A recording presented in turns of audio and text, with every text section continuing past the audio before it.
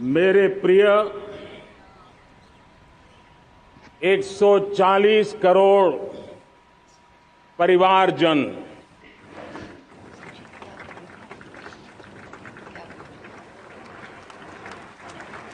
दुनिया का सबसे बड़ा लोकतंत्र और अब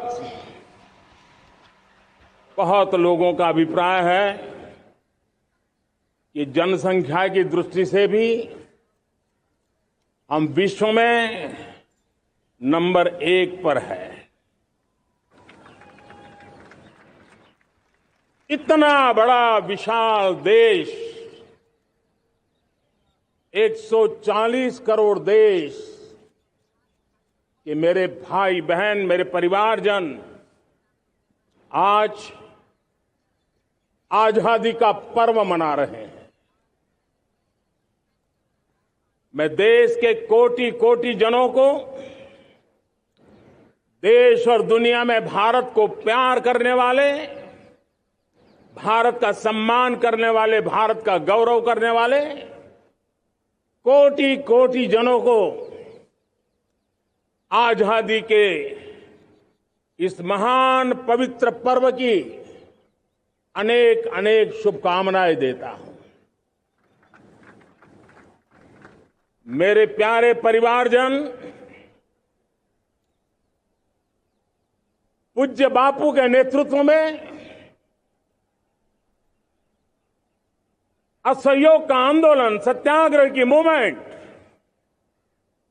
और भगत सिंह, सुखदेव, राजगुरु जैसे अनगिनत वीरों का बलिदान, उस पीढ़ी में शायद ही कोई व्यक्ति होगा जिसने देश की आजादी में अपना योगदान न दिया हो। मैं आज देश की आजादी के जंग में जिन जिन ने योगदान दिया है, बलिदान दिए हैं, त्याग किया है, तपस्या की है, उन सबको आदरपूर्वक नमन करता हूं, उनका अभिनंदन करता हूं। आज 15 अगस्त महान क्रांतिकारी और अध्यात्म जीवन के ऋषितुल्य प्रणेता श्री अरबिंदो की 150वीं जयंती पूर्ण हो रही है। ये वर्ष स्वामी दयानंद सरस्वती के 150वीं जयंती का वर्ष है। ये वर्ष रानी दुर्गावती के 500वीं जन्मशती का बहुत ही पवित्र अवसर है, जो पूरा देश बड़े धामधूम से मनाने वाला है। ये वर्ष मीराबाई, भक्ति योग की सिरमौर मीराबाई के 525 वर्ष का भी ये पावन पर्व है। ये बार जो 26 जनवरी हम मनाएंगे, वो हमारे गणतंत्र दिवस की 75वीं वर्षगांठ होगी। अनेक प्रकार से अनेक अवसर, अनेक संभावनाएं राष्ट्र निर्माण में जुटे रहने के लिए पल पल नई प्रेरणा, पल पल नई चेतना, पल पल सपने, पल पल संकल्प, शायद इससे बड़ा कोई अवसर नहीं हो सकता। मेरे प्यारे परिवारजन, इस बार प्राकृतिक आपदा ने देश के अनेक हिस्सों में अकल्पनीय संकट पैदा किए। जिन परिवारों ने इस संकट में सहन किया है, मैं उन सभी परिवारजनों के प्रति अपनी संवेदना प्रकट करता हूं और राज्य और केंद्र सरकार मिलकर के उन सभी संकटों से जल्दी से मुक्त होकर के फिर तेज गति से आगे बढ़ेंगे, ये मैं विश्वास दिलाता हूं। मेरे प्यारे परिवारजनों, पिछले कुछ सप्ताह नॉर्थ ईस्ट में, विशेषकर मणिपुर में और हिंदुस्तान के भी अन्य कुछ भागों में, लेकिन विशेषकर मणिपुर में जो हिंसा का दौर चला, कई लोगों को अपना जीवन खोना पड़ा, मां बेटियों के सम्मान के साथ खिलवाड़ हुआ। लेकिन कुछ दिनों से लगातार शांति की खबरें आ रही हैं। देश मणिपुर के लोगों के साथ है। देश मणिपुर के लोगों को पिछले कुछ दिनों से जो शांति बनाए रखी है, उस शांति के पर्व को आगे बढ़ाएं और शांति से ही समाधान का रास्ता निकलेगा। और राज्य और केंद्र सरकार मिलकर के उन समस्याओं के समाधान के लिए भरपूर प्रयास कर रही है, करती रहेगी। मेरे प्यारे परिवारजनों,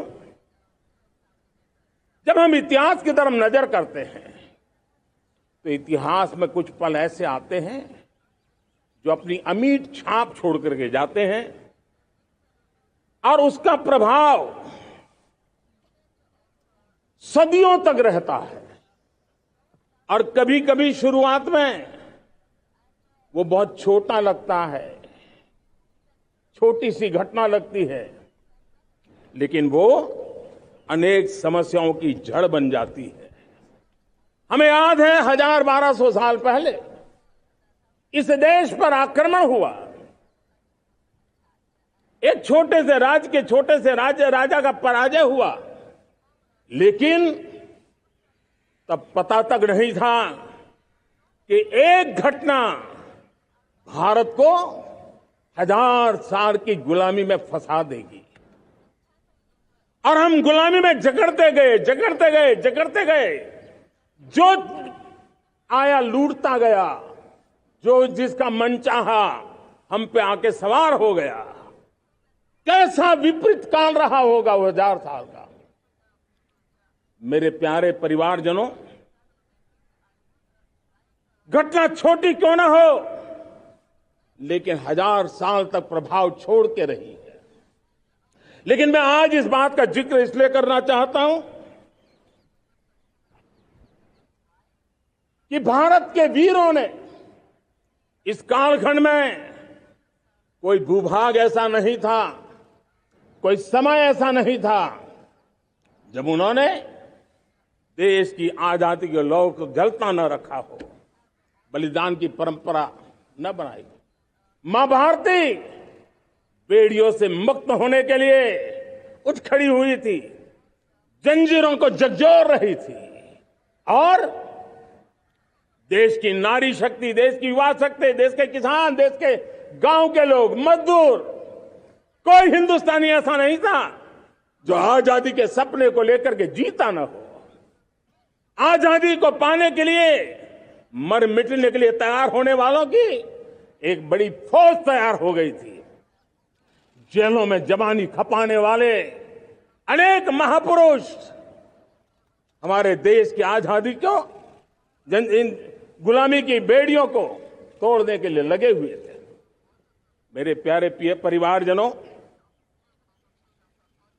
जन चेतना का वो व्यापक रूप, त्याग और तपस्या का वो व्यापक रूप, जन जन के अंदर एक नए विश्वास जगाने वाला वो पल, आखिरकार 1947 में देश आजाद हुआ। 1000 साल की गुलामी में संजोए हुए सपने देशवासी पूरे करते हुए देखे। साथियों, मैं 1000 साल पहले की बात इसलिए कह रहा हूं, मैं देख रहा हूं फिर एक बार देश के सामने एक मौका आया है। इस ऐसे कालखंड में हम जी रहे हैं, ऐसे कालखंड में हमने प्रवेश किया है और यह हमारा सौभाग्य है कि भारत के ऐसे अमृत काल में, यह अमृत काल का पहला वर्ष है, या तो हम जवानी में जी रहे हैं या हम मां भारती की गोद में जन्म ले चुके हैं। और ये कालखंड, मेरे शब्द लिख करके रखिए मेरे प्यारे परिवारजनों, इस कालखंड में जो हम करेंगे, जो कदम उठाएंगे, जितना त्याग करेंगे, तपस्या करेंगे, सर्वजन हिताय सर्वजन सुखाय, एक के बाद एक फैसले लेंगे, आने वाले 1000 साल का देश का स्वर्णिम इतिहास उससे अंकुरित होने वाला है। इस कालखंड में होने वाली घटनाएं आगामी 1000 साल के लिए इसका प्रभाव पैदा करने वाली है। गुलामी की मानसिकता से बाहर निकला हुआ देश पंच प्राण को समर्पित होकर के एक नए आत्मविश्वास के साथ आज आगे बढ़ रहा है। नए संकल्पों को सिद्ध करने के लिए वो जी जान से जुड़ रहा है। मेरी भारत माता, जो कभी ऊर्जा का सामर्थ्य था लेकिन राख के ढेर में दबी पड़ी थी, वो भारत मां 140 करोड़ देशवासियों के पुरुषार्थ है, उनकी चेतना से, उनकी ऊर्जा से फिर एक बार जागृत हो चुकी है। मां भारती जागृत हो चुकी है। और मैं साफ देख रहा हूं दोस्तों, यही कालखंड है, पिछले 9-10 साल हमने अनुभव किया है। विश्व भर में भारत की चेतना के प्रति, भारत के सामर्थ्य प्रति एक नया आकर्षण, नया विश्वास, नई आशा पैदा हुई है। और ये प्रकाश पुंज जो भारत से उठा है, वो विश्व को उसमें अपने लिए ज्योति नजर आ रही है। विश्व को एक नया विश्वास पैदा हो रहा है। हमारा सौभाग्य है, कुछ ऐसी चीजें हमारे पास हैं जो हमारे पूर्वजों ने हमें विरासत में दी है और वर्तमान कालखंड ने गढ़ी है। आज हमारे पास डेमोग्राफी है, आज हमारे पास डेमोक्रेसी है, आज हमारे पास डायवर्सिटी है। डेमोग्राफी, डेमोक्रेसी और डायवर्सिटी की ये त्रिवेणी भारत के हर सपने को साकार करने का सामर्थ्य रखती। आज पूरे विश्व में वहां देशों की उम्र ढल रही है, ढलाव पर है, तब भारत युवान की तरफ ऊर्जावान होकर के बढ़ रहा है। कितने बड़े गौरव का कालखंड है कि आज 30 साल की कम आयु की जनसंख्या दुनिया में सर्वाधिक कहीं है तो ये मेरे भारत मां की गोद में है, ये मेरे देश में है। और 30 साल से कम उम्र की नौजवान हो मेरे देश के पास हो, कोटि कोटि भुजाएं हो, कोटि कोटि मस्तिष्क हो, कोटि कोटि सपने, कोटि कोटि संकल्प हो, तो भाइयों बहनों, मेरे प्रिय परिवारजनों, हम इच्छित परिणाम प्राप्त करके रह सकते हैं। मेरे प्यारे परिवारजनों, देश का भाग्य ऐसी घटनाएं बदल देती है। यह सामर्थ्य देश के भाग्य को बदल देता है। भारत 1000 साल की गुलामी और आने वाले 1000 साल के भव्य भारत के बीच में पड़ाव पर हम खड़े हैं, एक ऐसी संधि पर खड़े हैं। और इसलिए अब हमें न रुकना है, न दुविधा में जीना है। मेरे प्यारे प्रिय परिवारजनों, हमें खोई हुई उस विरासत का गर्व करते हुए, खोई हुई समृद्धि को प्राप्त करते हुए, हमें फिर एक बार, और ये बात मान के चले, हम जो भी करेंगे, हम जो भी कदम उठाएंगे, हम जो भी फैसला लेंगे, वो अगले 1000 साल तक अपनी दिशा निर्धारित करने वाला है, भारत के भाग्य को लिखने वाला है। मैं आज मेरे देश के नौजवानों को, मेरे देश की बेटे बेटियों को ये जरूर कहना चाहूंगा, जो सौभाग्य आज मेरे युवाओं को मिला है, ऐसा सौभाग्य शायद ही किसी के नसीब होता है जो आपके नसीब हुआ है। और इसलिए हमें ये गंवाना नहीं है। युवा शक्ति पर मेरा भरोसा है, युवा शक्ति में सामर्थ्य है, और हमारी नीतियां, हमारी रीतियां भी उस युवा सामर्थ्य को और बल देने के लिए है।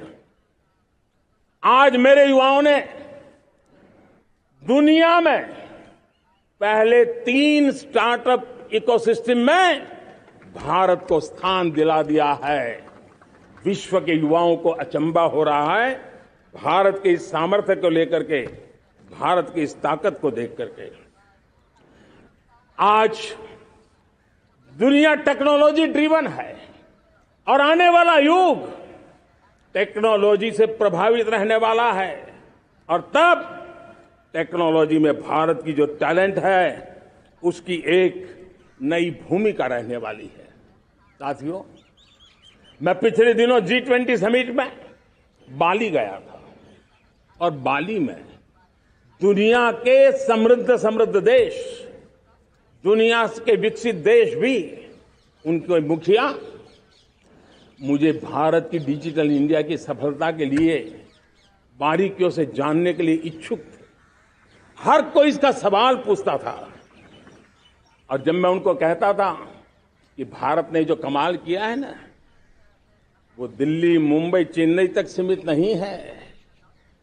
भारत ने जो कमाल कर रहा है, मेरे टियर 2, टियर 3 सिटी के युवा भी आज मेरे देश का भाग्य गढ़ रहे हैं, छोटे छोटे स्थान के मेरे नौजवान। और मैं आज बड़े विश्वास से कहता हूं, देश का ये जो सामर्थ्य नया नजर आ रहा है, और इसलिए मैं कहता हूं, हमारे छोटे शहर आकार और आबादी में छोटे हो सकते हैं। ये हमारे छोटे छोटे शहर, हमारे कस्बे आकार और आबादी में छोटे हो सकते हैं, लेकिन आशा और आकांक्षा, प्रयास और प्रभाव वो किसी से कम नहीं है। वो सामर्थ्य उनके अंदर है। नए ऐप्स, नए सॉल्यूशन, टेक्नोलॉजी डिवाइस। अब खेलों की दुनिया देखिए, कौन बच्चे हैं? झुग्गी झोंपड़ी से निकले हुए बच्चे आज खेलों की दुनिया में पराक्रम दिखा रहे हैं। छोटे छोटे गांव के, छोटे छोटे कस्बे के नौजवान, हमारी बेटे बेटियां आज कमाल दिखा रही हैं। अब देखिए, मेरे देश की 100 जितनी स्कूल ऐसी हैं जहां के बच्चे सैटेलाइट बना करके सैटेलाइट छोड़ने की तैयारियां कर रही है।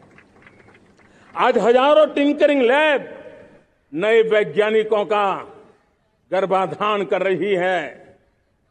आज हजारों टिंकरिंग लैब लाखों बच्चों को साइंस और टेक्नोलॉजी की राह पर आगे बढ़ने के लिए प्रेरणा दे रही है। मैं मेरे देश के नौजवानों को कहना चाहता हूं, अवसरों की कमी नहीं है। आप जितने अवसर चाहेंगे, ये देश आसमान से भी ज्यादा अवसर आपने देने का सामर्थ्य रखता है। मैं आज लाल किले की प्राचीर से मेरे देश की माताओं, बहनों, मेरे देश की बेटियों को हृदय से अभिनंदन करना चाहता हूं। देश आज जब पहुंचा है, अब विशेष शक्ति जुड़ रही है मेरी माताओं बहनों के सामर्थ्य की। आज देश प्रगति की राह पर चल पड़ा है, तो मैं मेरे किसान भाई बहनों का भी अभिनंदन करना चाहता हूं। ये आप ही का पुरुषार्थ है, ये आप ही का परिश्रम है कि देश आज कृषि क्षेत्र में आगे बढ़ रहा है। मैं मेरे मजदूरों का, मेरे श्रमिकों का, मेरे प्रिय परिवारजन, ऐसे कोटि कोटि श्रमिकों को आज मैं नमन करता हूं, उनका अभिनंदन कर रहा हूं।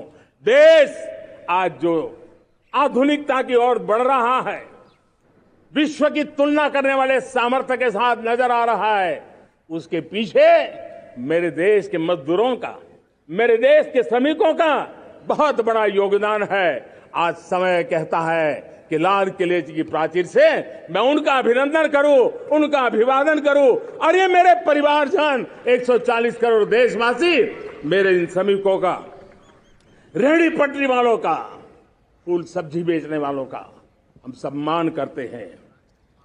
मेरे देश को आगे बढ़ाने में, मेरे देश को प्रगति की नई ऊंचाई पर ले जाने में प्रोफेशनल्स की बहुत बड़ी भूमिका है, बढ़ती रही है। चाहे साइंटिस्ट हो, चाहे इंजीनियर्स हो, डॉक्टर्स हो, नर्सिस हो, शिक्षक हो, आचार्य हो, यूनिवर्सिटीज हो, गुरुकुल हो, हर कोई मां भारती का भविष्य उज्जवल बनाने के लिए अपनी पूरी ताकत से लगा हुआ है। मेरे प्यारे परिवारजनों, राष्ट्रीय चेतना वो एक ऐसा शब्द है जो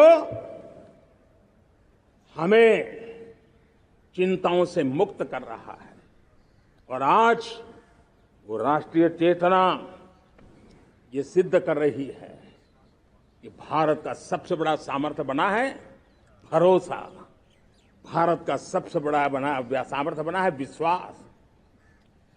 जन जन में हमारा विश्वास, जन जन का सरकार पर विश्वास, जन जन का देश के उज्जवल भविष्य पर विश्वास, और विश्व का भी भारत के प्रति विश्वास।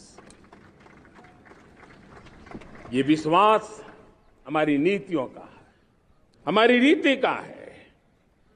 भारत के उज्जवल भविष्य को जिस निर्धारित मजबूत कदमों से हम आगे बढ़ा रहे हैं, उसका है। भाइयों बहनों, मेरे प्यारे परिवारजनों, ये बात निश्चित है कि भारत का सामर्थ्य और भारत की संभावनाएं विश्वास की नई बुलंदियों को पार करने वाली है, और ये विश्वास की नई बुलंदियां नए सामर्थ्यों को लेकर के चलनी चल रही है। आज देश में G20 समिट के मेहमान नवाजी का भारत को अवसर मिला है। अब पिछले एक साल से हिंदुस्तान के हर कोने में जिस प्रकार से G20 के अनेक ऐसे आयोजन हुए, अनेक कार्यक्रम हुए हैं, उसने देश के सामान्य मानवी के सामर्थ्य को विश्व को परिचित करा दिया है, भारत की विविधता का परिचय कराया है, भारत की डायवर्सिटी को दुनिया अचंभे से देख रही है, और उसके कारण भारत के तरफ आकर्षण बढ़ा है, भारत को जानने की, समझने की इच्छा जगी है। उसी प्रकार से आप देखिए एक्सपोर्ट, आज भारत का एक्सपोर्ट के तेजी से बढ़ रहा है, और मैं कहना चाहता हूं दुनिया के एक्सपर्ट्स इन सारे मानदंडों के आधार पर कह रहे हैं कि अब भारत रुकने वाला नहीं है। दुनिया की कोई भी रेटिंग एजेंसी होगी वो भारत का गौरव कर रही है। कोरोना काल के बाद दुनिया एक नए सिरे से सोचने लगी, और मैं विश्वास से देख रहा हूं कि जिस प्रकार से द्वितीय महायुद्ध के बाद, द्वितीय विश्व युद्ध के बाद दुनिया ने एक नया वर्ल्ड ऑर्डर आकार लिया था, मैं साफ साफ देख रहा हूं कि कोरोना के बाद एक नया विश्व ऑर्डर, एक नया ग्लोबल ऑर्डर, एक नया जियोपॉलिटिकल इक्वेशन, ये बहुत तेजी से आगे बढ़ रहा है। जियोपॉलिटिकल इक्वेशन की सारे व्याख्याएं बदल रही है, परिभाषाएं बदल रही है, और मेरे प्यारे परिवारजनों, आप गौरव करेंगे। बदलते हुए विश्व को शेप देने में आज मेरे 140 करोड़ देशवासियों, आपका सामर्थ्य नजर आ रहा है। आप निर्णायक मोड़ पर खड़े हैं। और कोरोना काल में भारत ने जिस प्रकार से देश को आगे बढ़ाया, दुनिया ने हमारे सामर्थ्य को देखा है। जब दुनिया की सप्लाई चेन तहस नहस हो गई थी, बड़ी बड़ी अर्थव्यवस्थाओं पर दबाव था, उस समय भी हमने कहा था हमें विश्व का विकास देखना है तो मानव केंद्रीय होना चाहिए, मानवीय संवेदनाओं से भरा हुआ होना चाहिए, और तब जाकर के समस्याओं का सही समाधान निकालेंगे। और कोविड ने हमें सिखाया है या हमें मजबूर किया है, लेकिन मानवीय संवेदनाओं को छोड़ करके हम विश्व का कल्याण नहीं कर सकते। आज भारत ग्लोबल साउथ की आवाज बन रहा है। भारत की समृद्ध विरासत आज दुनिया के लिए एक अवसर बन रहा है। Global economy, global supply chain, इसमें भारत की हिस्सेदारी, मैं पक्का विश्वास से कहता हूं, आज जो भारत ने परिस्थिति पैदा हुई है, आज जो भारत ने कमाया है, वो दुनिया में स्थिरता की गारंटी लेकर के आया है। दोस्तों, अब न हमारे मन में, न 140 करोड़ मेरे परिवारजनों के मन में, और न ही दुनिया के मन में कोई इफ्स है, कोई बट्स है। विश्वास बन चुका है। मेरे प्यारे देशवासियों, अब गेंद हमारे पाले में है। हमें अवसर जाने नहीं देना चाहिए, हमें मौका छोड़ना नहीं चाहिए। भारत में मैं मेरे देशवासियों का इसलिए भी अभिनंदन करता हूं कि मेरे देशवासियों में एक नीर विवेक का सामर्थ्य है, समस्याओं की जड़ों को समझने का सामर्थ्य है। और इसलिए 2014 में मेरे देशवासियों ने 30 साल के अनुभव के बाद तय किया कि देश को आगे ले जाना है तो स्थिर सरकार चाहिए, मजबूत सरकार चाहिए, पूर्ण बहुमत वाली सरकार चाहिए। और देशवासियों ने एक मजबूत और स्थिर सरकार बनाई। और 3 दशकों के जो अनिश्चितता का कालखंड था, जो अस्थिरता का कालखंड था, जो राजनीतिक मजबूरियों से देश जकड़ा हुआ था, उससे मुक्ति मिली। मेरे प्यारे परिवारजनों, देश के पास आज एक ऐसी सरकार है, वो सर्वजन हिताय सर्वजन सुखाय, देश के संतुलित विकास के लिए समय का पल पल और जनता की पाई पाई, जनता की भलाई के लिए लगा रही है। और मेरी सरकार, मेरे देशवासियों का मन एक बात से जुड़ा हुआ है। हमारे हर निर्णय, हमारे हर दिशा, उसका एक ही मानदंड है, नेशन फर्स्ट, राष्ट्र प्रथम। और राष्ट्र प्रथम यही दूरगामी परिणाम, सकारात्मक परिणाम पैदा करने वाला है। देश में बड़े स्तर पर काम हो रहा है। और लेकिन मैं कहना चाहूंगा, 2014 में आपने एक मजबूत सरकार बनाई, और मैं कहता हूं 2014 में और 2019 में आपने एक सरकार फॉर्म की, तो मोदी में रिफॉर्म करने की हिम्मत आई। आपने ऐसी सरकार फॉर्म की कि मोदी को रिफॉर्म की हिम्मत आई। और जब मोदी ने एक के बाद एक रिफॉर्म किए, तो मेरे ब्यूरोक्रेसी के लोग, मेरे लाखों हाथ पैर जो हिंदुस्तान के कोने कोने में सरकार के हिस्से के रूप में काम कर रहे हैं, उन्होंने, ब्यूरोक्रेसी ने ट्रांसफॉर्म करने के लिए, परफॉर्म करने की जिम्मेवारी बखूबी निभाई। और उन्होंने परफॉर्म करके दिखाया, और जनता जनार्दन जुड़ गई, तो वो ट्रांसफॉर्म होता भी नजर आ रहा है। और इसलिए रिफॉर्म, परफॉर्म, ट्रांसफॉर्म, ये कालखंड अब भारत के भविष्य को गढ़ रहा है। और हमारी सोच, देश की उस ताकतों को बढ़ावा देने पर है जो आने वाले 1000 साल की नींव को मजबूत करने वाले हैं। दुनिया को युवा शक्ति की जरूरत है, युवा स्किल की जरूरत है। हमने अलग स्किल मिनिस्ट्री बनाई, वो भारत की आवश्यकताओं को तो पूरी करेगी, वो दुनिया की आवश्यकताओं को पूरी करने का भी सामर्थ्य रखेगी। हमने जल शक्ति मंत्रालय बनाया। मंत्रालय की बनाने की रचना को भी अगर वो एनालिसिस करेगा ना, तो इस सरकार के मन मस्तिष्क को बड़े अच्छे ढंग से आप समझ पाएंगे। हमने जल शक्ति मंत्रालय बनाया। ये जल शक्ति मंत्रालय हमारे देश के एक एक देशवासियों को पीने का शुद्ध पानी पहुंचे, पर्यावरण की रक्षा के लिए पानी के प्रति संवेदनशील व्यवस्थाएं विकसित हो, उस पर हम बल रहे हैं। हमारे देश में कोरोना के बाद दुनिया देख रही है, होलिस्टिक हेल्थ केयर ये समय की मांग है। हमने अलग आयुष मंत्रालय बनाया और योग और आयुष आज दुनिया में अपना परचम लहरा रहे हैं। हमने दुनिया को हमारे कमिटमेंट के कारण विश्व का हमारे प्रति ध्यान गया है। अगर हम ही हमारे इस सामर्थ्य को नकार देंगे तो फिर दुनिया कैसे स्वीकार करेगी। लेकिन जब मंत्रालय बना तो दुनिया को भी उसका मूल्य समझने आया। मत्स्य पालन, हमारा इतना बड़ा समुद्री तट, हमारे कोटि कोटि मछुआरे भाई बहन, उनका कल्याण भी हमारे दिलों में है।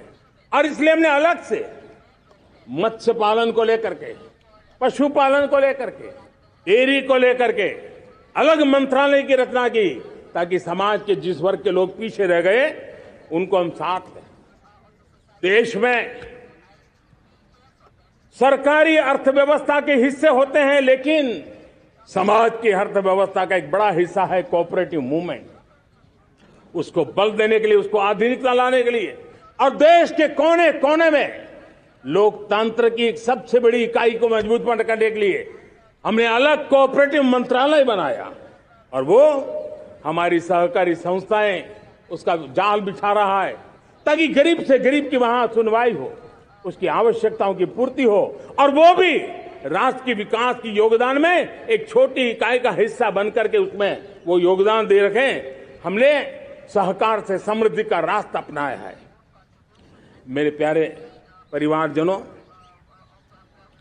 जब हम लोग 14 में आए थे तो हम वैश्विक अर्थव्यवस्था में 10वें नंबर पर थे, और आज 140 करोड़ देशवासियों का पुरुषार्थ रंग लाया है कि हम विश्व की अर्थव्यवस्था में 5वें नंबर पर पहुंच चुके हैं।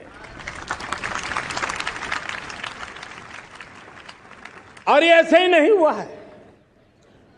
जो एक भ्रष्टाचार का राक्षस देश को दबोचे हुए थे, लाखों करोड़ के घोटाले अर्थव्यवस्था को डामाडोल कर रहे थे, गवर्नेंस फ्रेजाइल फाइल में देश की पहचान होने लगी थी, लीकेजेस को हमने बंद किया, मजबूत अर्थव्यवस्था बनाई। हमने गरीब कल्याण के लिए ज्यादा से ज्यादा धन खर्चने का प्रयास किया। और आज मैं देशवासियों को बताना चाहता हूं कि जब देश आर्थिक रूप से समृद्ध होता है तो सिर्फ तिजोरी नहीं भरती है, देश का सामर्थ्य बढ़ता है, देशवासियों का सामर्थ्य बढ़ता है। और तिजोरी का पाई पाई अगर ईमानदारी से जनता जनार्दन के लिए खर्च करने का संकल्प लेने वाली सरकार हो तो परिणाम के साथ है। मैं 10 साल का हिसाब तिरंगे की साक्षी में लाल किले की प्राचीर से मेरे देशवासियों को दे रहा हूं। आंकड़े देख करके आपको लगेगा इतना बड़ा बदलाव, इतना बड़ा सामर्थ्य। 10 साल पहले राज्यों को 30 लाख करोड़ रुपए भारत सरकार की तरफ से जाते थे। पिछले 9 साल में यह आंकड़ा 100 लाख करोड़ पर पहुंचा है। पहले स्थानीय निकाय के विकास के लिए भारत सरकार के खजाने से 70,000 करोड़ रुपया जाता था। आज वो 3 लाख करोड़ से भी ज्यादा जा रहा है। पहले गरीबों के घर बनाने के लिए 90,000 करोड़ रुपया खर्च होता था। आज वो 4 गुना होकर के 4 लाख करोड़ से भी ज्यादा खर्च गरीबों के घर बनाने के लिए हो रहा है। पहले गरीबों को यूरिया सस्ता मिले, जो यूरिया की बैग दुनिया के कुछ बाजारों में 3,000 में बिकती है, वो यूरिया की बैग मेरे किसानों को 300 में मिले। और इसलिए देश की सरकार 10 लाख करोड़ रुपया मेरे किसानों की यूरिया में सब्सिडी दे रहा है। मुद्रा योजना 20 लाख करोड़ रुपए, उससे भी ज्यादा मेरे देश के नौजवानों को स्वरोजगार के लिए, अपने व्यवसाय के लिए, अपने कारोबार के लिए दिए हैं। 8 करोड़ लोगों ने नया कारोबार शुरू किया है। और 8 करोड़ लोगों ने कारोबार शुरू किया है तो नहीं, हर कारोबारी ने एक या दो लोगों को रोजगार दिया है। 8 से 10 करोड़ नए लोगों को रोजगार देने का सामर्थ्य ये मुद्रा योजना से लाभ लेने वाले 8 करोड़ नागरिकों का रहा है। एमएसएमई को करीब 3.5 लाख करोड़ रुपए की मदद से कोरोना के संकट में भी उनको डूबने नहीं दिया, मरने नहीं दिया, उनको एक ताकत दी है। 1 रैंक 1 पेंशन मेरे देश के सेना के जवानों का एक सम्मान का विषय था। 70,000 करोड़ रुपया भारत की तिजोरी से आज पहुंचा है, मेरे निवृत्त सेना के नायकों के जेब में, उनके परिवार में पहुंचा है। सभी कैटेगरी में, मैंने तो कुछ ही गिनाए, मैं ज्यादा समय लेना नहीं चाहता। हर कैटेगरी में पहले की तुलना में अनेक गुना धन देश के विकास के लिए, कोने कोने में रोजगार पैदा करने के लिए, पाई पाई का उपयोग भारत का भाग्य बदलने के लिए हो, और इसलिए हमने काम किया है। और मेरे प्यारे प्रियजनों, इतना ही नहीं, हमने इन सारे प्रयासों का परिणाम है कि आज 5 साल के मेरे कार्यकाल में, 5 साल के कार्यकाल में, 5 साल में 13.5 करोड़ मेरे गरीब भाई बहन गरीबी की जंजीरों को तोड़ करके नियो मिडिल क्लास के रूप में बाहर आए हैं। जीवन का इससे बड़ा कोई संतोष नहीं होता। मेरे प्यारे प्रिय परिवारजनों, और जब 13.5 करोड़ लोग गरीबी की इस मुसीबतों से बाहर निकलते हैं, तो कैसी कैसी योजनाएं उनको मदद दी है। उनको आवास योजना का लाभ मिलना, पीएम स्वनिधि से 50,000 करोड़ रुपया रेहड़ी पटरी वालों तक पहुंचाया है। आने वाले दिनों में, आने वाली विश्वकर्मा जयंती पर एक कार्यक्रम हम लागू करेंगे। इस विश्वकर्मा जयंती पर हम करीब 13-15 हजार करोड़ रुपया से, जो परंपरागत कौशल्य से रहने वाले लोग, जो औजार से और अपने हाथ से काम करने वाला वर्ग है, ज्यादातर ओबीसी समुदाय से, हमारे सुथार हो, हमारे सोनार हो, हमारे राजमिस्त्री हो, हमारे कपड़े धोने वाले काम करने वाले लोग हो, हमारे बाल काटने वाले भाई बहन परिवार हो, ऐसे लोगों को एक नई ताकत देने के लिए हम आने वाले महीने में विश्वकर्मा जयंती पर विश्वकर्मा योजना लॉन्च करेंगे और करीब 13-15 हजार करोड़ से उसका प्रारंभ करेंगे। हमने पीएम किसान सम्मान निधि में 2.5 लाख करोड़ रुपया सीधा मेरे देश के किसानों के खाते में जमा किया है। हमने जल जीवन मिशन, हर घर में शुद्ध पानी पहुंचे, 2 लाख करोड़ रुपया खर्च किया है। हमने आयुष्मान भारत योजना, ताकि गरीब को बीमारी के कारण अस्पताल जाने से जो मुसीबत होती थी उसको मुक्ति दिलाना, उसको दवाई मिले, उसका उपचार हो, ऑपरेशन हो, अच्छे से अच्छी हॉस्पिटल में हो। आयुष्मान भारत योजना के तहत 70,000 करोड़ रुपए हमने लगाए हैं। पशुधन, देश ने कोरोना वैक्सीन की बात तो देश को याद है, 40,000 करोड़ रुपए लगाए, वो तो याद है। लेकिन आपको जानकर के खुशी होगी, हमने पशुधन को बचाने के लिए करीब करीब 15,000 करोड़ रुपया पशुधन के टीकाकरण के लिए लगाया है। मेरे प्यारे देशवासियों, मेरे प्यारे परिवारजनों, जन औषधि केंद्रों ने देश के सीनियर सिटीजन्स को, देश के मध्यम वर्गीय परिवार को एक नई ताकत दी है। जिस संयुक्त परिवार में अगर किसी को एक डायबिटीज जैसा हो जाए, 2-3 हजार रुपया दवाई का बिल स्वाभाविक हो जाता है। हमने जन औषधि केंद्र से जो दवाई बाजार में 100 रुपए में मिलती है, वो 10 रुपया, 15 रुपया, 20 रुपए में दी। और आज देश में 1000 जन औषधि केंद्रों से मेरे इन बीमारी में जिनको दवाई की जरूरत थी, ऐसे लोगों के करीब 20,000 करोड़ रुपया उनके जेब में बचा है। और ये ज्यादातर मध्यम वर्ग के परिवार के लोग हैं। लेकिन आज उसकी सफलता को देखते हुए मैं देशवासियों को कहना चाहता हूं, जैसे हम एक विश्वकर्मा योजना लेकर के समाज के उस वर्ग को छूने वाले हैं, अब देश में 10,000 जन औषधि केंद्र से हम 25,000 जन औषधि केंद्र का लक्ष्य लेकर के आने वाले दिनों में काम करने वाले हैं। मेरे प्यारे परिवारजनों, जब देश में गरीबी कम होती है तो देश की मध्यम वर्ग की ताकत बहुत बढ़ती है। और अगर दुनिया में, और मैं आपको विश्वास दिलाता हूं, आने वाले 5 साल में मोदी का गारंटी है, देश पहले 3 वैश्विक इकोनॉमी में अपना जगह ले लेगा। ये पक्का जगह ले लेगा। आज जो 13.5 करोड़ गरीबी से बाहर आए हुए लोग हैं, वो एक प्रकार से मध्यम वर्ग की ताकत बन जाते हैं। जब गरीब की खरीद शक्ति बढ़ती है तो मध्यम वर्ग की व्यापार शक्ति बढ़ती है। जब गांव की खरीद शक्ति बढ़ती है तब कस्बे और शहर की आर्थिक व्यवस्था और तेज गति से दौड़ती है। और यही इंटरकनेक्टेड हमारा अर्थचक्र होता है। हम उसको बल देकर के आगे चलना चाहते हैं।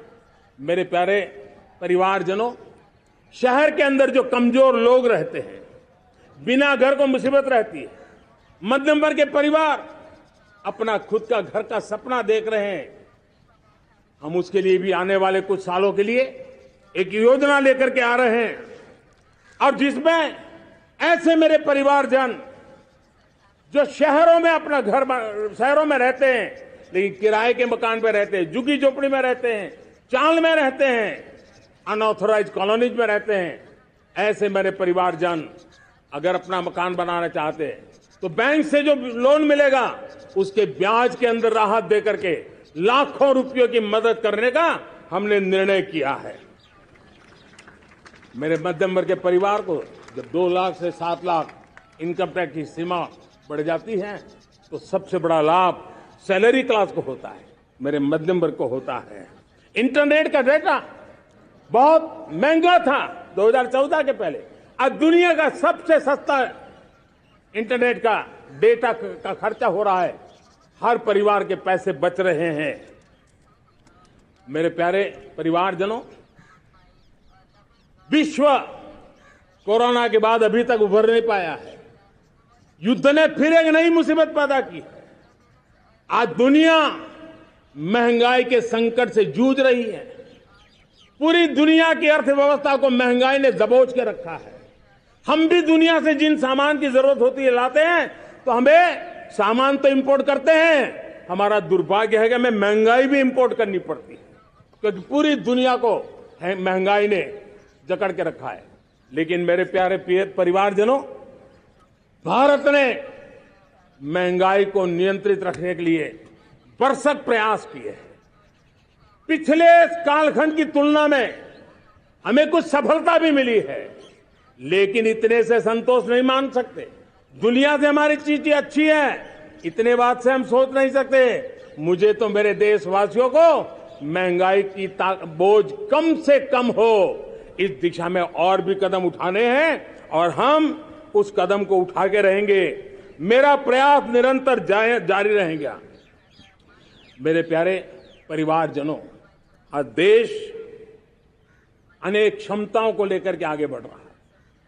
देश आधुनिकता की तरफ आगे बढ़ने के लिए काम कर रहा है। आज देश रिन्यूएबल एनर्जी पे काम कर रहा है। आज देश ग्रीन हाइड्रोजन पे काम कर रहा है। देश की स्पेस पे क्षमता बढ़ रही है, तो देश की डीप सी मिशन में भी सफलता के साथ आगे चल रहा है। देश में रेल आधुनिक हो रही है, तो वंदे भारत बुलेट ट्रेन भी आज देश के अंदर काम कर रही है। गांव गांव पक्की सड़कें बन रही है, तो इलेक्ट्रिक बसें, मेट्रो की रचना भी आज देश में हो रहे हैं। आज गांव गांव तक इंटरनेट पहुंच रहा है, तो क्वांटम कंप्यूटर के लिए भी देश तय कर रहता है। नैनो यूरिया, नैनो डीएपी, उस पर काम हो रहा है, तो दूसरी तरफ जैविक खेती पर भी हम बल दे रहे हैं।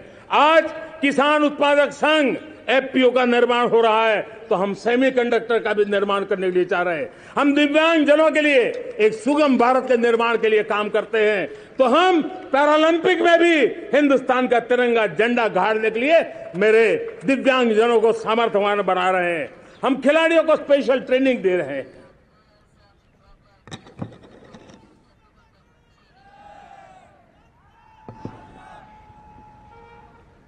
आज भारत पुरानी सोच, पुराने ढर्रे को छोड़ करके लक्ष्यों को तय करके लक्ष्यों को प्राप्त करने की योजना से चल रहा है।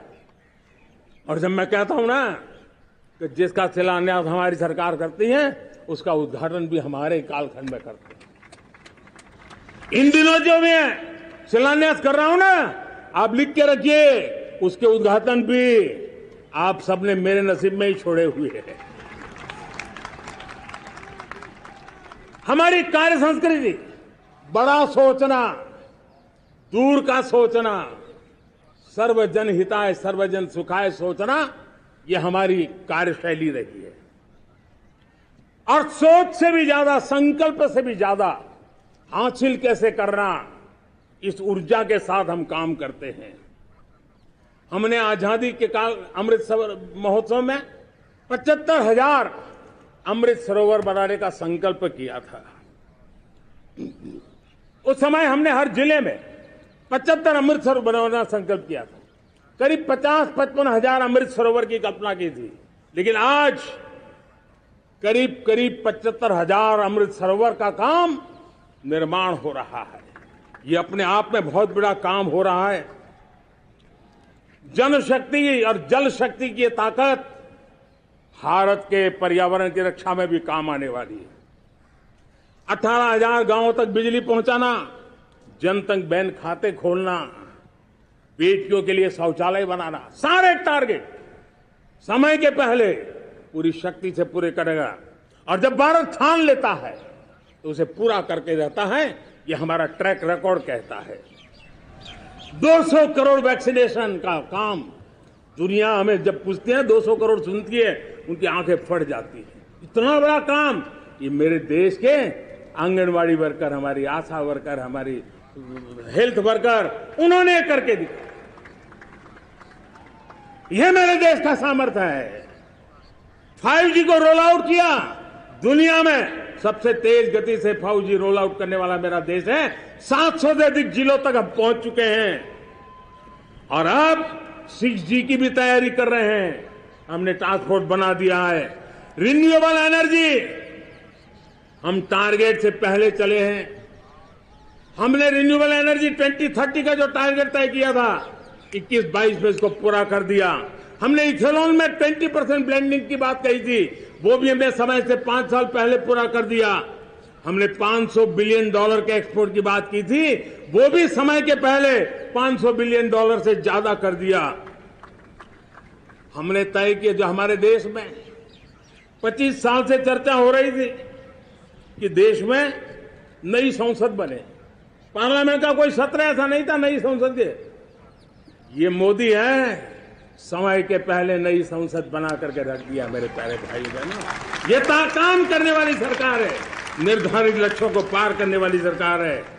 ये नया भारत है, ये आत्मविश्वास से भरा हुआ भारत है, ये संकल्पों को चरितार्थ करने के लिए जी जान से जुटा हुआ भारत है। और इसलिए ये भारत न रुकता है, ये भारत न थकता है, ये भारत न हाँफता है और न ही ये भारत हारता है। और इसलिए मेरे प्यारे परिवारजनों, आर्थिक शक्ति बढ़ी है तो हमारी सामरिक शक्ति को भी एक नई ताकत मिली है। हमारी सीमाएं पहले से अधिक सुरक्षित हुई है और मेरे सीमा पर बैठे हुए मेरे जवान जो देश की सीमाओं की रक्षा कर रहे हैं और मेरे देश की आंतरिक सुरक्षा के संभालने वाले यूनिफॉर्म फोर्सेज, मैं आजादी के इस पावन पर्व पर उनको भी अनेक अनेक बधाई देते हुए मेरी बात को आगे बढ़ाता हूं। सेना का अधिकरण हो, हमारी सेना युवा बने, हमारी सेना बैटल के लिए रेडी, युद्ध योग्य बने, इसलिए निरंतर रिफॉर्म का काम आज हमारी सेना में हो रहा है। मेरे प्यारे परिवारजनों, आए दिन हम लोग सुना करते थे, यहां बम धमाका हुआ, वहां बम धमाका हुआ, हर जगह पे लिखा हुआ रहता था कि इस बैग को मत छूना, अनाउंसमेंट होते रहते थे। आज देश सुरक्षा की अनुभूति कर रहा है और जब सुरक्षा होती है, शांति होती है, तो प्रगति के नए अरमान हम पूरे कर सकते हैं। उसको लिए सीरियल बम धमाके का जमाना बीती हुई बात हो गई है। निर्दोषों के जो मौत होते थे वो बीते हुए कल की बात हो गई है। आज देश में आतंकी हमलों में भारी कमी आई है। नक्सल प्रभावित क्षेत्रों में भी बहुत बड़ा बदलाव आया है, बहुत बड़ा परिवर्तन का एक वातावरण बना है। मेरे प्यारे परिवारजनों, प्रगति के हर चीज में, लेकिन जब 2047 हम एक विकसित भारत का सपना लेकर के चल रहे हैं तब, और वो सपना नहीं, 140 करोड़ देशवासियों का संकल्प है और उस संकल्प को सिद्ध करने के लिए परिश्रम की पराकाष्ठा भी है। और उसकी सबसे बड़ी ताकत होती है वो राष्ट्रीय चरित्र होता है। दुनिया में जिन जिन देशों ने प्रगति की है, दुनिया में जो जो देश संकटों से वो पार करके निकले हैं, उसमें हर चीज के साथ साथ एक महत्वपूर्ण कैटलिक एजेंट रहा है, वो राष्ट्रीय चरित्र रहा है। और हमें राष्ट्रीय चरित्र के लिए और बल देते हुए हमें आगे बढ़ना होगा। हमारा देश, हमारा राष्ट्रीय चरित्र ओजस्वी हो, तेजस्वी हो, पुरुषार्थी हो, पराक्रमी हो, प्रखर हो, ये हम सबका सामूहिक दायित्व है। और आने वाले 25 साल हम एक ही मंत्र को लेकर चले, ये हमारे राष्ट्रीय चरित्र के सिरमौर होना चाहिए, एकता का संदेश। भारत की एकता को जीना, भारत की एकता को आंच आए, न ऐसी मेरी भाषा होगी, न ऐसा मेरा कोई कदम होगा। हर पल देश को जोड़ने का प्रयास मेरी तरफ से भी होता रहेगा। भारत की एकता हमें सामर्थ्य देती है। उत्तर हो, दक्षिण हो, पूर्व हो, पश्चिम हो, गांव हो, शहर हो, पुरुष हो, नारी हो, हम सब ने एकता के भाव के साथ और विविधता भरे देश में एकता का सामर्थ्य होता है। और दूसरी महत्व की बात मैं देख रहा हूं, अगर 2047 में हमें हमारे देश को विकसित भारत के रूप में देखना है तो हमें श्रेष्ठ भारत के मंत्र को जीना होगा, हमें चरितार्थ करना होगा। अब हमारे प्रोडक्शन में, मैंने 2014 में कहा था जीरो डिफेक्ट, जीरो इफेक्ट। दुनिया के किसी भी टेबल पर मेक इन इंडिया चीज हो तो दुनिया को विश्वास होना चाहिए, इससे बेहतर दुनिया में कुछ नहीं हो सकता है। ये अल्टीमेट होगा। हमारी हर चीज, हमारी सर्विसेज होगी तो श्रेष्ठ होगी, हमारे शब्द की ताकत होगी तो श्रेष्ठ होगी, हमारी संस्थाएं होगी तो श्रेष्ठ होगी, हमारी निर्णय प्रक्रियाएं होगी तो श्रेष्ठ होगी। ये श्रेष्ठता का भाव लेकर के हमें चलना होगा। तीसरी बात है, देश में आगे बढ़ाने के लिए एक अतिरिक्त शक्ति का सामर्थ्य भारत को आगे ले जाने वाला है और वो है विमेन लेड डेवलपमेंट। आज भारत गर्व से कह सकता है कि दुनिया में नागरिक उड्डयन में अगर किसी एक देश में सबसे ज्यादा विमेन पायलट हैं तो मेरे देश में है। आज चंद्रयान की गति हो, मून मिशन की बात हो, मेरी विमेन साइंटिस्ट उसका नेतृत्व कर रहे हैं। आज विमेन सेल्फ हेल्प ग्रुप हो, मेरी 2 करोड़ लखपति दीदी का लक्ष्य लेकर के आज विमेन सेल्फ हेल्प ग्रुप पे हम काम कर रहे हैं। हमारी नारी शक्ति के सामर्थ्य को बढ़ावा देते हुए विमेन लेड डेवलपमेंट के, और जब G20 में मैंने विमेन लेड डेवलपमेंट के विषय को आगे बढ़ाया है तो पूरा G20 समूह इसके महत्व को स्वीकार कर रहा है और उसके महत्व को स्वीकार कर करके वो उसको बहुत बल दे रहे हैं। उसी प्रकार से भारत विविधताओं से भरा देश है। असंतुलित विकास के हम शिकार रहे हैं। मेरा पराया का के कारण हमारे देश के कुछ हिस्से उसके शिकार रहे हैं। अब हमें रीजनल एस्पिरेशंस को, संतुलित विकास को बल देना है और रीजनल एस्पिरेशंस को लेकर के उस भावना को हमें सम्मान देते हुए, जैसे हमारी भारत मां का कोई, हमारा शरीर का कोई अंग अगर अविकसित रहे तो हमारा शरीर विकसित नहीं माना जाएगा। हमारा शरीर का कोई अंग दुर्बल रहे तो हमारा शरीर स्वस्थ नहीं माना जाएगा। वैसे ही मेरी भारत माता, उसका कोई एक भूभाग भी, समाज का कोई तबका भी अगर दुर्बल रहे तो मेरी भारत माता समर्थ है, स्वस्थ है, ऐसा बैठ करके हम नहीं बैठ सकते। और इसलिए रीजनल एस्पिरेशंस को हमने एड्रेस करने की आवश्यकता है और इसलिए हम समाज का सर्वांगीण विकास हो, सर्वस्पर्शी विकास हो, भूभाग के हर क्षेत्र को उसकी अपनी ताकत को खिलने का अवसर मिले, उस दिशा में आगे बढ़ना चाहते हैं। मेरे प्यारे परिवारजनों, भारत एक मदर ऑफ डेमोक्रेसी है। भारत मॉडल ऑफ डाइवर्सिटी भी है। भाषाएं अनेक हैं, बोलियां अनेक हैं, परिधान अनेक हैं, विविधताएं बहुत है। हमने उन सारे लोगों को आधार पर आगे बढ़ना है। मेरे प्यारे परिवारजनों, देश के जब मैं एकता की बात करता हूं तब अगर घटना मणिपुर में होती है तो पीड़ा महाराष्ट्र में होती है, अगर बाढ़ आसाम में आती है तो बेचैन केरला हो जाता है। हिंदुस्तान के किसी भी हिस्से में कुछ भी हो, हम एक अंगांगी भाव की अनुभूति करते हैं। मेरे देश की बेटियों पर जुल्म न हो, यह हमारा सामाजिक भी दायित्व है, यह हमारा पारिवारिक दायित्व भी है और ये देश के नाते हम सबका दायित्व है। आज जब अफगानिस्तान से गुरु ग्रंथ साहब के स्वरूप को लाते हैं तो पूरा देश गौरव की अनुभूति करता है। जब आज दुनिया के किसी देश में कोविड के काल में मेरा कोई सिख भाई लंगर लगाता है, भूखों को खिलाता है और दुनिया में वाहवाही होती है तो हिंदुस्तान का सीना चौड़ा हो जाता है।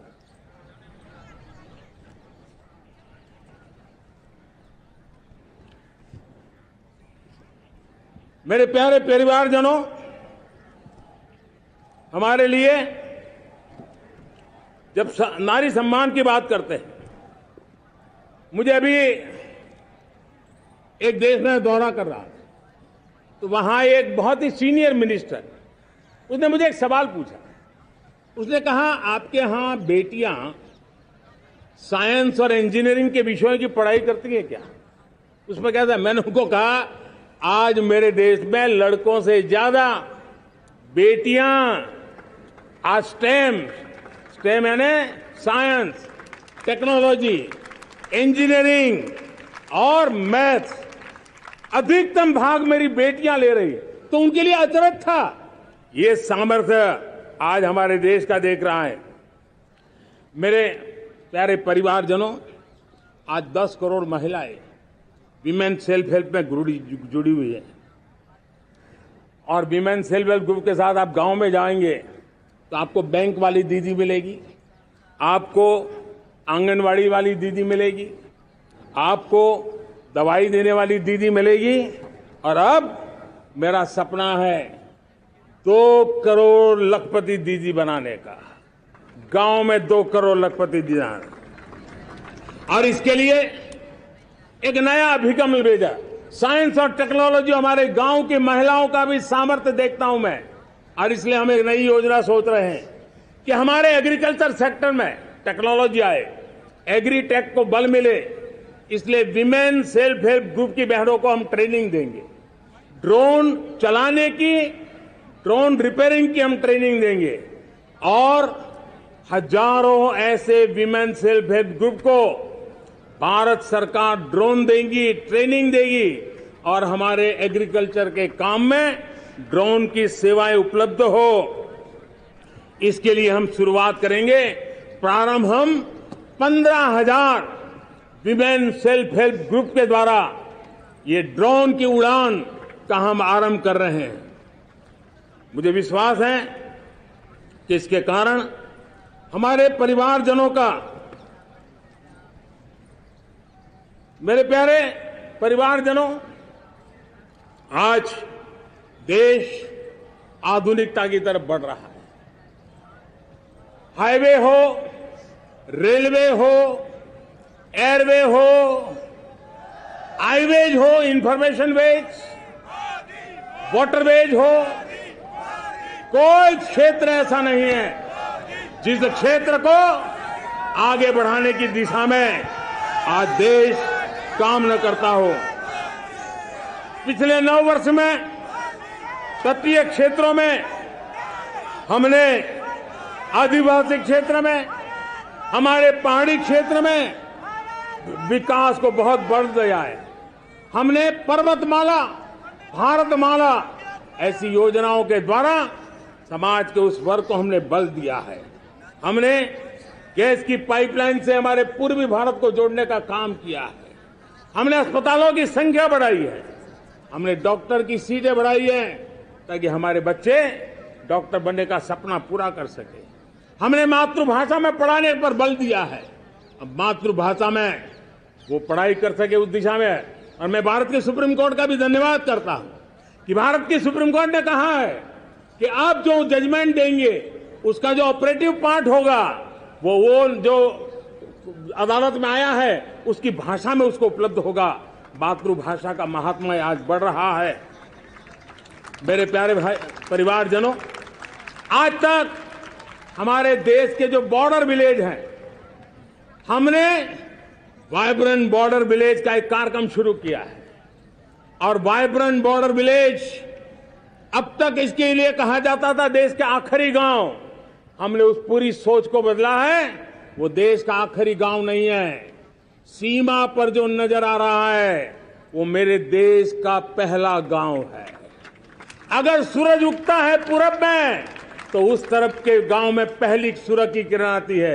अगर सूरज ढलता है तो इस तरफ के गांव में आखिरी किरण उसका लाभ मिलता है। ये मेरे पहले गांव है और मुझे खुशी है कि आज मेरे इस कार्यक्रम के विशेष मेहमान, ये जो पहले गांव है, सीमावर्ती गांव है, उसके 600 प्रधान आज इस लाल किले की प्राचीर के इस महत्वपूर्ण कार्यक्रम का हिस्सा बनने के लिए आए। पहली बार वो इतनी दूर तक आए हैं, नए संकल्प और सामर्थ्य के साथ जुड़ने के लिए आया है। मेरे प्यारे परिवारजनों, हमने संतुलित विकास के लिए एस्पिरेशनल डिस्ट्रिक्ट, एस्पिरेशनल ब्लॉक की कल्पना की और आज उसके सुखद परिणाम मिल रहे हैं। आज राज्य के जो नॉर्मल पैरामीटर्स हैं, जो एस्पिरेशनल डिस्ट्रिक्ट कभी बहुत पीछे थे, वो आज राज्य में भी अच्छा करने लग गए हैं। और मुझे विश्वास है कि आने वाले दिनों में ये हमारे आकांक्षी जिले, हमारे आकांक्षी बॉल अवश्य आगे बढ़ेंगे। जैसे मैंने कहा था, भारत का चरित्र की चर्चा कर रहा था, तो मैंने पहला कहा था भारत की एकता, दूसरा कहा था भारत श्रेष्ठता की तरफ बल दें, तीसरा कहा था विमेन लेड डेवलपमेंट की मैंने बात कही थी, और मैं आज एक बात और कहना चाहता हूं कि हम जैसे रीजनल एस्पिरेशन, मैंने चौथी बात कही थी, पांचवी महत्व की बात, और भारत ने उस दिशा में ध्यान, और वो है हमारा राष्ट्रीय चरित्र विश्व मंगल के लिए सोचने वाला होना चाहिए। हमें देश को इतना मजबूत बनाना है जो विश्व मंगल के लिए भी अपनी भूमिका अदा करे। और आज कोरोना के बाद मैं देख रहा हूं जिस प्रकार से संकट की घड़ी में देश ने दुनिया की मदद की, उसका परिणाम है कि आज दुनिया में हमारा देश एक विश्व मित्र के रूप में, विश्व का अटूट साथी के रूप में आज मेरे देश की पहचान बनी है। हमें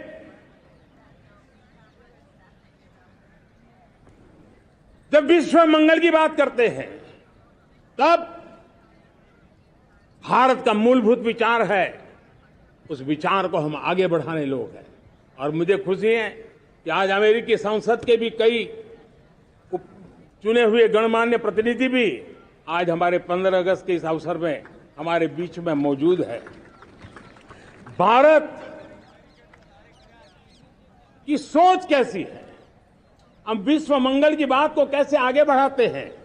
अब देखिए, हम जब सोचते हैं तो क्या कहते हैं, हमने दुनिया के सामने ये दर्शन रखा है और दुनिया उस दर्शन को लेकर के हमारे साथ जुड़ रही है।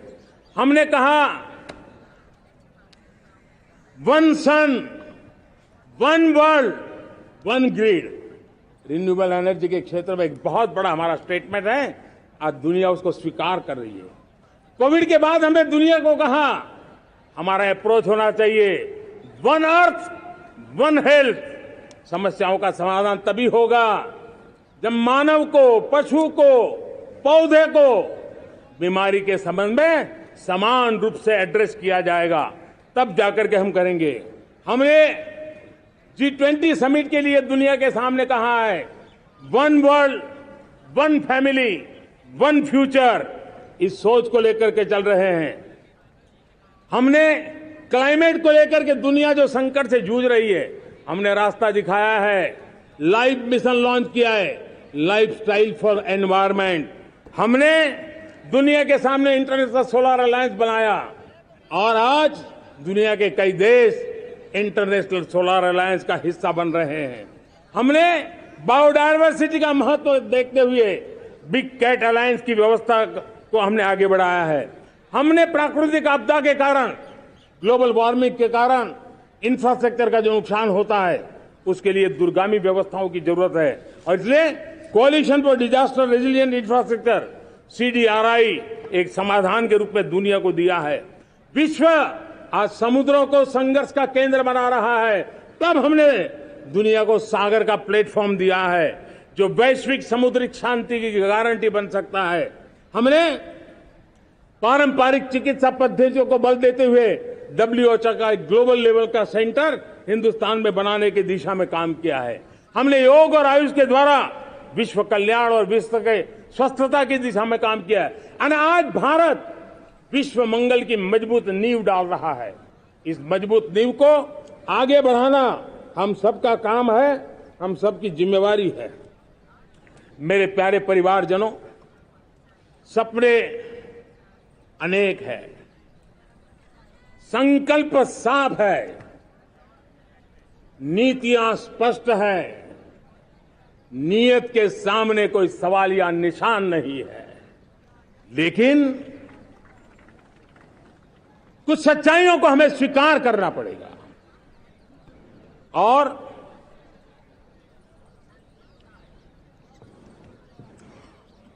उसके समाधान के लिए मेरे प्रिय परिवारजनों, मैं आज लाल किले से आपकी मदद मांगने आया हूं। मैं लाल किले से आपके आशीर्वाद मांगने आया हूं, क्योंकि पिछले सालों मैंने देश को जो समझा है, देश की आवश्यकताओं को जो मैंने परखा है, और अनुभव के आधार पर मैं कह रहा हूं कि आज गंभीरतापूर्वक उन चीजों को हमें लेना होगा। आजादी के अमृत काल में 2047 में जब देश आजादी के 100 साल मनाएगा, उस समय दुनिया में भारत का तिरंगा झंडा विकसित भारत का तिरंगा झंडा होना चाहिए।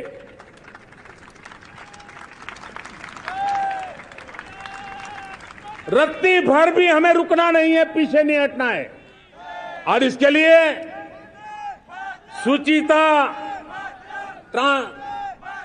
पारदर्शिता और निष्पक्षता, ये पहली मजबूती की जरूरत है। हमें उस मजबूती को जितना ज्यादा खाद पानी दे सकते हैं, संस्थाओं के माध्यम से दे सकते हैं, नागरिक के नाते दे सकते हैं, परिवार के नाते दे सकते हैं, ये हमारा सामूहिक दायित्व होना चाहिए। और इसलिए पिछले 75 साल का इतिहास देखिए, भारत के सामर्थ्य में कोई कमी नहीं थी। अरे जो देश कभी सोना की चिड़िया कहा जाता था, वो देश क्यों न फिर से उस सामर्थ्य को लेकर के खड़ा हो सकता है। मेरा अटूट विश्वास है साथियों, मेरे प्रिय परिवारजनों, मेरा अखंड अटूट एक निष्ठ विश्वास है कि 2047 में जब देश आजादी के 100 साल मनाएगा, मेरा देश विकसित भारत बन के रहेगा। और ये मैं मेरे देश के सामर्थ्य के आधार पर कह रहा हूं, मेरे उपलब्ध संसाधनों के आधार पर कह रहा हूं, और सबसे ज्यादा 30 से कम आयु वाली मेरी युवा शक्ति के भरोसे कह रहा हूं, मेरी माताओं बहनों के सामर्थ्य के भरोसे कह रहा हूं। लेकिन उसके सामने अगर कोई रुकावट है, कुछ विकृतियां पिछले 75 साल में ऐसे घर कर गई है, हमारी समाज व्यवस्था का ऐसा हिस्सा बन गई है कि कभी कभी तो हम आंख भी बंद कर देते हैं। अब आंख बंद करने का समय नहीं है। अगर सपनों को सिद्ध करना है, संकल्प को पार करना है, तो हमें ये आंख मिचौली बंद करके, आंख में आंख मिला करके 3 बुराइयों से लड़ना बहुत समय की मांग है। हमारे देश की सारी समस्याओं की जड़ में भ्रष्टाचार ने दिमक की तरह देश की सारी व्यवस्थाओं को, देश के सामर्थ्य को पूरी तरह नोच लिया है। भ्रष्टाचार से मुक्ति, भ्रष्टाचार के खिलाफ जंग हर इकाई में, हर क्षेत्र में। और मैं देशवासियों, मेरे प्रिय परिवारजनों, ये मोदी के जीवन का कमिटमेंट है। ये मेरे अपने व्यक्तित्व का एक कमिटमेंट है कि मैं भ्रष्टाचार के खिलाफ लड़ाई लड़ता रहूंगा। दूसरा, हमारे देश को नोच लिया है परिवारवाद ने। इस परिवारवाद ने देश को जिस प्रकार से जकड़ के रखा है, उसने देश के लोगों का हक छीना है। और तीसरी बुराई तुष्टीकरण की है। ये तुष्टीकरण में भी देश के मूलभूत चिंतन को, देश के सर्व समावेशक हमारे राष्ट्रीय चरित्र को दाग लगा दिए हैं, तहस नहस कर दिया है इन लोगों ने। और इसलिए मेरे प्यारे देशवासियों, इसलिए मेरे प्यारे परिवारजनों, हमें इन 3 बुराइयों के खिलाफ पूरे सामर्थ्य के साथ लड़ना है। भ्रष्टाचार, परिवारवाद, तुष्टीकरण, ये चुनौतियां हमारे, ये ऐसी चीजें पनपी है जो हमारे देश के लोगों का जो आकांक्षा है उसका दमन करती है। हमारे देश के कुछ लोगों के पास जो छोटा मोटा सामर्थ्य है उसका शोषण करती है। ये ऐसी चीजें हैं जो हमारे लोगों की आशा आकांक्षाओं को सवाल या निशान में गाड़ देती है। हमारे गरीब हो, हमारे दलित हो, हमारे पिछड़े हो, हमारे पसमानदा हो, हमारे आदिवासी भाई बहन हो, हमारी माताएं बहनें हो, हमने सबने उनके हकों के लिए इन 3 बुराइयों से मुक्ति पानी है। हमें भ्रष्टाचार के खिलाफ एक नफरत का माहौल बनाना है। जैसे गंदगी हमें नफरत पैदा करती है ना मन में, गंदगी पसंद नहीं है, ये सार्वजनिक जीवन की इससे बड़ी कोई गंदगी नहीं हो सकती। और इसलिए हमारे स्वच्छता अभियान को एक नया मोड़ ये भी देना है कि हमें भ्रष्टाचार से मुक्ति पानी है। सरकार टेक्नोलॉजी से भ्रष्टाचार की मुक्ति के लिए बहुत प्रयास कर रही है। आपको जानकर के हैरानी होगी, इस देश में पिछले 9 साल में एक काम मैंने ऐसे किया, आंकड़ा सुनोगे तो लोग कहेंगे मोदी ऐसा करता है, जैसे 10 करोड़ लोग करीब करीब जो गलत फायदा उठाते थे वो मैंने रोक दिया। तो आप में से कोई कहेगा आपने लोगों से अन्याय कर दिया। जी नहीं, ये 10 करोड़ कौन लोग थे?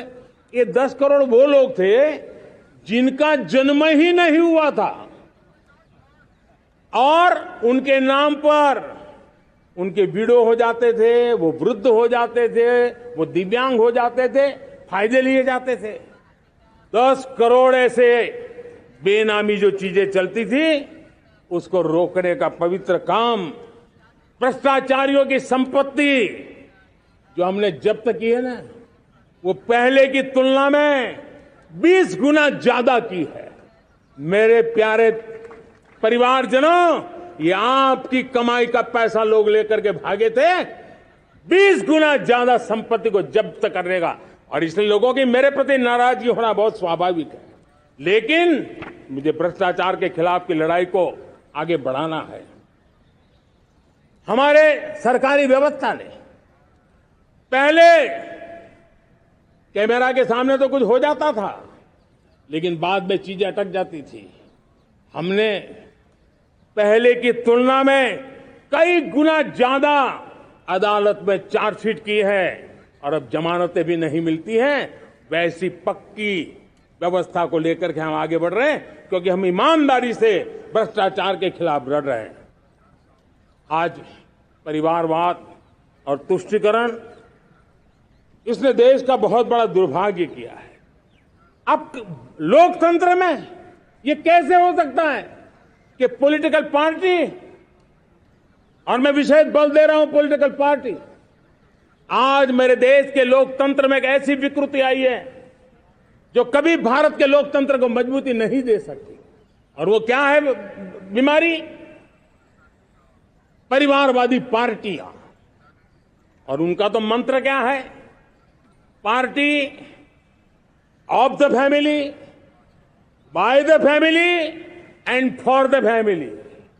इनका तो जीवन मंत्र यही है कि उनकी पॉलिटिकल पार्टी, उनका राजनीतिक दल परिवार का, परिवार के द्वारा और परिवार के लिए, परिवारवाद और भाई भतीजावाद प्रतिभाओं के दुश्मन होते हैं, योग्यता को नकारते हैं, सामर्थ्य को स्वीकार नहीं करते हैं। और इसलिए परिवारवाद इस देश के लोकतंत्र की मजबूती के लिए उसकी मुक्ति जरूरी है।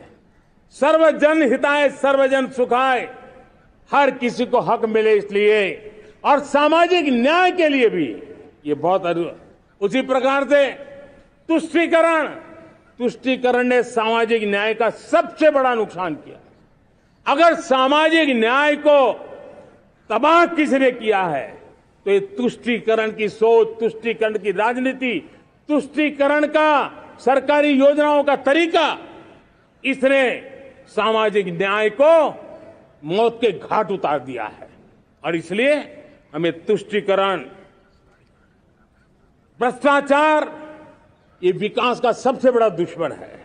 अगर देश विकास चाहता है, देश 2047 विकसित भारत का सपना का साकार करना चाहता है, तो हमारे लिए आवश्यक है कि हम किसी भी हालत में देश में भ्रष्टाचार को सहन नहीं करेंगे। इस मूड को लेकर के चलना चाहिए। मेरे प्यारे परिवारजनों, हम सबका एक बहुत बड़ा महत्वपूर्ण दायित्व है। आपने जिस प्रकार से जिंदगी जी है, हमारे आने वाली पीढ़ी को ऐसी जिंदगी जीने के लिए मजबूर करना, यह हमारा गुनाह है। यह हमारा दायित्व है कि हमारे आने वाली पीढ़ी को हम ऐसा समृद्ध देश दें, ऐसा संतुलित देश दें, ऐसा सामाजिक न्याय की धरोहर वाला देश दें, ताकि छोटी छोटी चीजों को पाने के लिए उन्हें कभी भी संघर्ष न करना पड़े। हम सभी का कर्तव्य, हर नागरिक का कर्तव्य है, और ये अमृत काल कर्तव्य काल है। हम कर्तव्य से पीछे नहीं उठ सकते। हमें वो भारत बनाना है जो पूज्य बापू के सपनों का था। हमें वो भारत बनाना है जो हमारे स्वतंत्र सेनानियों का सपना था। हमें वो भारत बनाना है जो हमारे वीर शहीदों का था, हमारी वीरांगनाओं का था, जिन्होंने मातृभूमि के लिए अपना जीवन दे दिया था।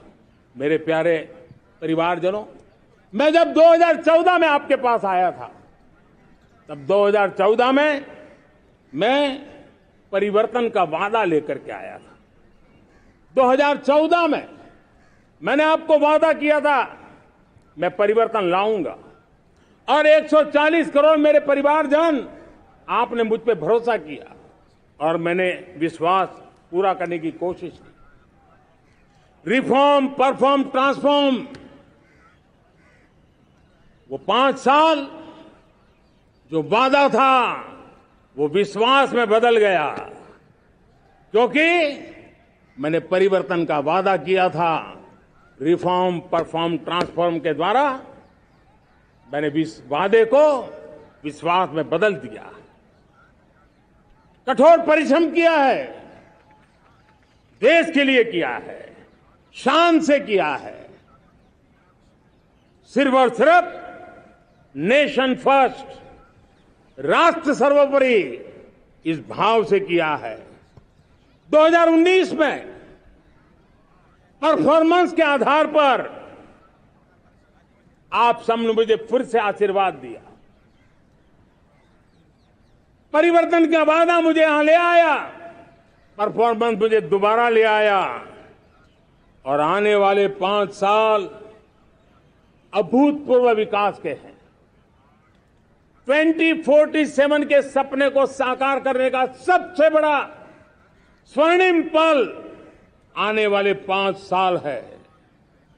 और अगली बार 15 अगस्त को इसी लाल किले से मैं आपको देश की उपलब्धियां, आपके सामर्थ्य, आपके संकल्प, उसमें हुई प्रगति, उसकी जो सफलता है, उसके गौरवगान, उससे भी अधिक आत्मविश्वास के सामने, आपके सामने मैं प्रस्तुत करूंगा। मेरे प्यारे प्रियजनों, मेरे परिवारजनों, मैं आप में से आता हूं, मैं आपके बीच से निकला हूं, मैं आपके लिए जीता हूं। अगर मुझे सपना भी आता है तो आपके लिए आता है। अगर मैं पसीना भी बहाता हूं तो आपके लिए बहाता हूं, क्योंकि इसलिए नहीं कि आपने मुझे दायित्व दिया है, मैं इसलिए कर रहा हूं कि आप मेरे परिवारजन हैं, और आपके परिवार के सदस्य के नाते मैं आपके किसी दुख को देख नहीं सकता हूं, मैं आपके सपनों को चूर चूर होते नहीं देख सकता हूं, मैं आपके संकल्प को सिद्धि तक ले जाने के लिए आपका एक साथी बन करके, आपका एक सेवक बन करके, आपके साथ जुड़े रहने का, आपके साथ जीने का, आपके लिए जूझने का मैं संकल्प लेकर के चला हुआ इंसान हूं। और मुझे विश्वास है, हमारे पूर्वजों ने आजादी के लिए जो जंग लड़ा था, जो सपने देखे थे, वो सपने हमारे साथ है। आजादी के जंग में जिन्होंने बलिदान दिया था, उनके आशीर्वाद हमारे साथ है और 140 करोड़ देशवासियों को एक ऐसा अवसर आया है। ये अवसर हमारे लिए एक बहुत बड़ा संबल लेकर के आया है और इसलिए मेरे प्यारे प्रियजनों, आज जब मैं अमृतकाल में आपके साथ बात कर रहा हूं, ये अमृतकाल का पहला वर्ष है।